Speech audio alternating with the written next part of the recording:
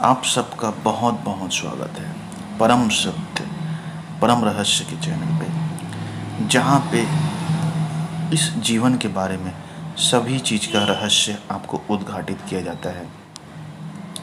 इसीलिए मैं कहता हूँ प्रमाणित और सत्य का चैनल, क्योंकि सच अर्थात शिव, शिव के गुण, प्रभु शिव की शक्ति, उन गुणों को और उन क्रियाओं को आपने आत्मसात कर लिया तो आपके अंदर भी वह ज्वलंत और तेज आग की तरह अनंत ऊर्जा का उद्भव होगा।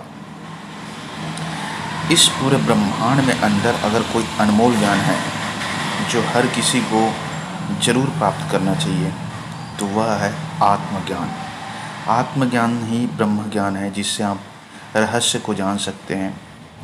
प्राचीन ज़माने में जब गुरुकुल होते थे तो सबसे पहले बच्चों को यही शिक्षा दी जाती थी कि इस संसार में जब आ चुके हैं तो आने के बाद हमें किस तरह से कर्म करना चाहिए, किन कर्मों का निषेध है और किन कर्मों के द्वारा हम जीवन को मोक्ष की ऊंचाइयों तक ले जा सकते हैं। शिवत्व अर्थात संपूर्ण रूप से ब्रह्मांड का मालिक जो फैला हुआ है, अनंत विस्तार है, वही शिव की ऊर्जा है, वही शिव की चेतना है। उसी चेतना के आधार पर हर कार्य होता है, जिसे आप नियम समझ सकते हैं।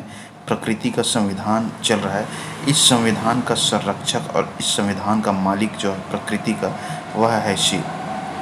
जब आप ब्रह्म ज्ञान को जान लेंगे और आत्मज्ञान को उपलब्ध हो जाएंगे, तब आपको अंत में यही पता चलेगा कि जो विराट स्वरूप है उसका छोटा सा टुकड़ा, एक हिस्सा मैं भी हूँ।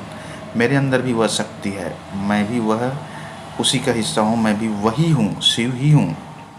बस यह है कि आपको आत्मज्ञान नहीं है, इसलिए उल्टा सीधा कर्म से आप शिवत्व के बजाय असुर के गुण को अपना लेते हैं, जिससे कि जीवन में दुख, तकलीफ और समस्या उत्पन्न हो जाती है। आत्मज्ञान ही वह ज्ञान है मित्रों। मेरे अनुसार से हर किसी को ब्रह्म ज्ञान जरूर प्राप्त करना चाहिए। यह अनादिकाल से चला भी आ रहा है। ब्रह्म ज्ञान ही आपको हर कण कण को, पृथ्वी के रहस्य को उद्घाटन करेगा, यहाँ तक कि जीवन में आपको सम्राट बनाएगा। आत्मज्ञान, सत्य के ज्ञान, शिवत्व की ऊर्जा, वही आपको राजा बनाता है। क्योंकि जब आप जान लेते हैं एक बार जब रहस्य को, तो यूँ समझ लीजिए रहस्य तक आपका अनुभव चला गया, पर्दा वहाँ से हट गया, तो आपके लिए वहाँ तक पहुँचना, उस चीज़ को हासिल करना बड़ा ही आसान है। आप यूँ समझ सकते हैं जैसे कोई आदमी कार चलाया हुआ है, तो उसे कार दे दोगे तो उसके लिए कार चलाना बहुत आसान। जो सीखा ही नहीं उसे कार दोगे तो कैसे चला पाएगा। यही नियम लागू होता है ब्रह्म ज्ञान।